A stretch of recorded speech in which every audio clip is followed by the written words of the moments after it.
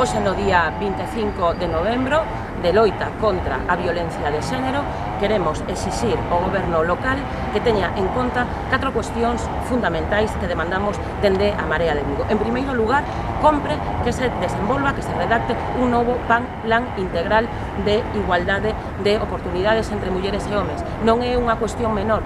Ese é o documento, esa é a ferramenta na que se planifican, na que se estructuran as actividades e os programas que en materia de igualdade e de loita contra as violencias machistas desenvolve o Concello de Vigo.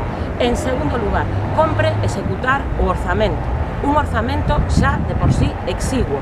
A partida destinada a campañas para a loita contra a violencia de xénero é de 13.000 euros. Foi no presente 2019 e o será para 2020. Esa cantidade ridícula, ademais, no presente 2019, cando entramos no último trimestre do ano, desa cantidade só foi executado 550 euros. Compre, como mínimo, executar esas partidas e, desde logo, destinar un maior orzamento para que sexa efectiva a loita contra as violencias de xénero. Así mesmo, creemos moi importante que o Concello de Vigo se sume á rede, o protocolo en negro contra as violencias de xénero. Un protocolo ao que xa se sumaron máis de 130 concellos, innumerables asociacións, colectivos, comercio local e cooperativas de toda Galicia. Trátase do maior símbolo en Galicia de visibilización da loita contra as violencias de xénero. Un concello como o de Vigo, motor principal de Galicia, non pode dar as costas a ese protocolo e a esa iniciativa.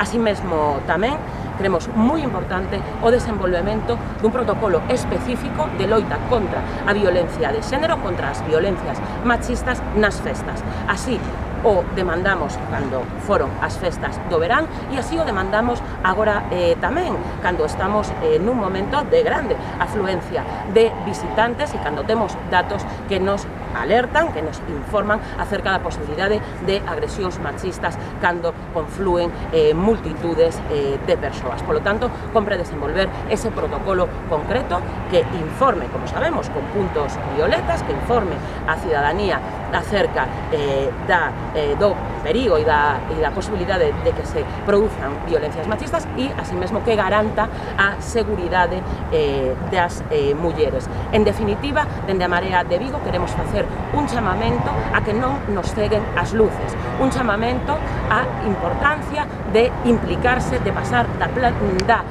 inacción á implicación real deste Concello na loita contra as violencias machistas.